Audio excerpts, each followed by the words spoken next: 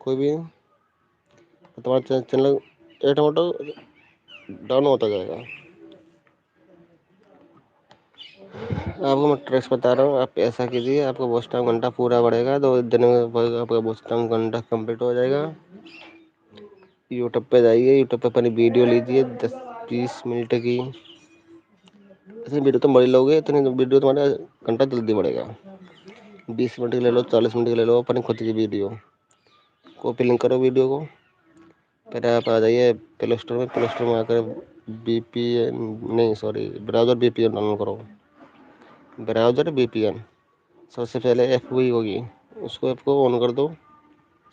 उसमें नीचे बटन होगी ऑफ ऑन की, उसको ऑन कर दो और उसमें सेलेक्ट करो यूएस सेलेक्ट करके इसके बाद छोड़ दो। आप आ जाओ क्रोम ब्राउज़र में। क्रोम ब्राउज़र में आके साइट ओपन करो, व्यू स्नैक। ध्यान से सुनो, व्यू स्नैक साइट ओपन करके उसको ऑन, साइट ओपन करेंगे ना तो आपको ये वीडियो चलाने का ऑप्शन चालू हो जाएगा उसमें। जो अपनी वीडियो कॉपी लिंक करिए ना उसमें पेस्ट कर दो अपनी वीडियो को। जितनी बार करोगे उतनी बार तुम्हारी वीडियो चलते रहेगी ऑटोमेटिक। 10 बार करोगे तो 10 बार वीडियो चलती रहेगी, 20 बार करोगे तो 20 बार वीडियो चलती रहेगी आपकी।